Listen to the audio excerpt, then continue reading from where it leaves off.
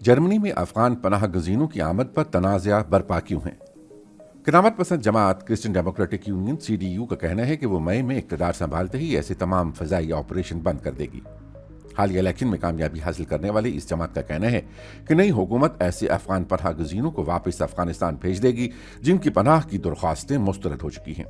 اس کا الزام ہے کہ سبکدوش ہونے والی وزیر خارجہ اینالینا بیئرباک نے اپنے آخری دنوں میں افغان پناہ گزینوں کی آبادکاری کے پروگرام کو مزید تیز کر دیا ہے۔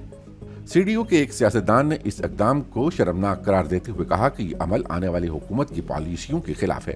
اس وقت بھی 2400 سے زائد ایسے افغان شہری پاکستان میں موجود ہیں جو جرمنی میں آبادکاری کے ان پروگرامز کے تحت منتقلی کے منتظر ہیں۔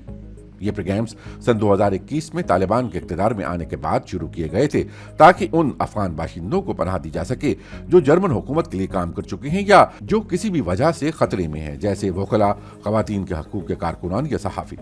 یہ اقدام ایک انسانی ذمہ داری کو پورا کرنے کے لیے بھی تھا، خاص طور پر جرمن فوج کے افغانستان سے انخلا کے بعد۔ اب تک ان پروگرامز کے تحت 36,000 سے زائد افغان جرمنی آ چکے ہیں۔ تاہم ناقدین کا کہنا ہے کہ ان افراد پر سیکورٹی چیکنگ ناکافی رہی ہے اور بعض افراد اہل خانہ کے بہت زیادہ ممبران کے ہمراہ پہنچ رہے ہیں۔ سبکدوش ہونے والی حکومت کی دونوں دعوے مسترد کرتی ہے۔